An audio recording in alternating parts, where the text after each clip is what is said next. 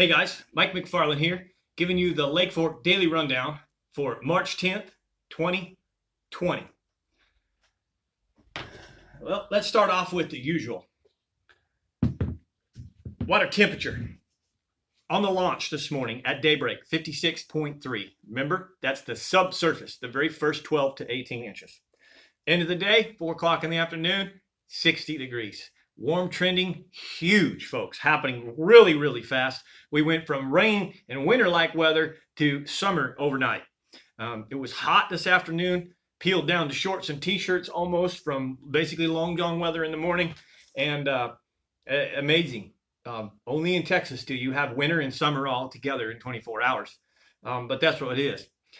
So huge warm trends for the next 10 days. It looks like outlook for some rain. Let's hope that if we get it, it's not violent, because basically the water clarity is phenomenal. Never have I seen the water be this clear on this time of year on its way into spring. We got some pretty decent water clarity, medium to light stained where I'm fishing in the main lake. There's some good visibility. And in my opinion, where I went bed fishing or looking yesterday, probably had a 1 to 2 foot visibility. It's going to be one of the better years for better clarity and seeing in the water. Really kind of like that. I don't make much out of bed fishing. I just don't like to abuse the fish. But those of you that do, you're in for a really good year. Lake level, 402.65 and stable. You know, folks, about 2 o'clock yesterday, they shut the gates. Less than 24 hours. There's no ifs, ands, or buts. It's changed everything. Fish on the move. Everybody seemed to be catching some fish. Many of those that weren't catching anything are now catching fish. It's pretty obvious that the stability is what makes the difference. Animals love stability. You love stability. I love stability. We don't always get it in our life, and we deal with it. And the same thing with the animals. But when it's stable, things really start to happen very quickly. And in less than 24 hours of gates closed, the lake has made a 110% change. So we had a great day this morning. Was started off pretty slow, but once the day progressed, we caught fish. The most exciting thing for me was everything that I taught, the loons, all of that. Today's clients were able to see that come together. In fact, our biggest fish today, a Lake Fork special, came just minutes after a loon popped up in front of our boat. We had chosen the spot without looking for the loon. It was a shell bed. I knew it was time to be there. I went there first. The loon came later.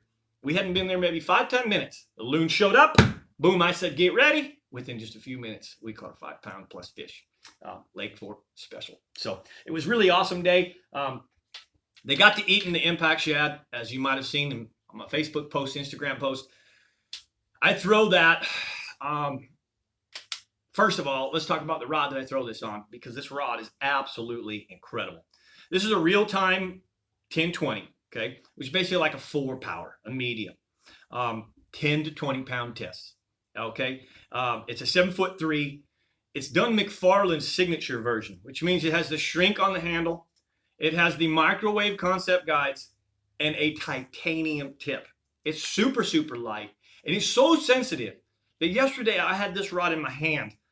Clients were throwing chatterbaits, and I didn't realize the client had thrown over my line, and the rod, my rod, started to vibrate and shake like a chatterbait, and I went, what is going on? Oh, he's got me. The chatterbait wasn't making his rod rattle and my rod rattle.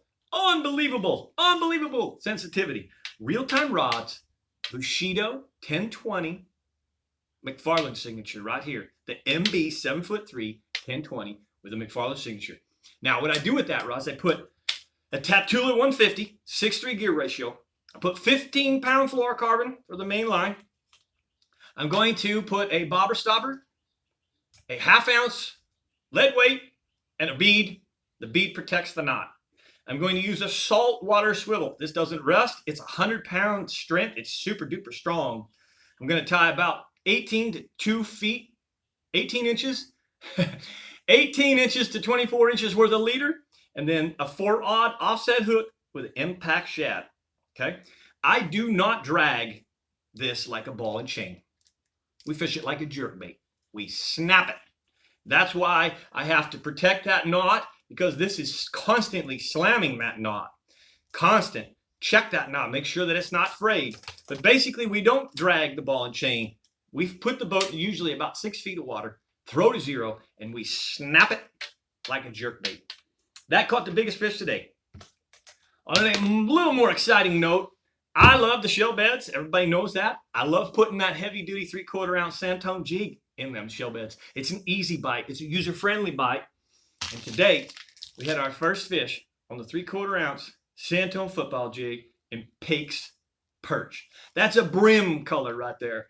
All right, that produces big bites. When bass start eating brim, buddy, we catch some big ones. So one of my favorite ways to catch them, I usually run that on my heavy rod, which is a 1225 Signature McFarland's series, Bushido blank, real-time rod once again. That is going to be a 7'3" as well, but it's a 1225, so it's more like a 5 power, okay? I run 20-pound floor carbon straight on that.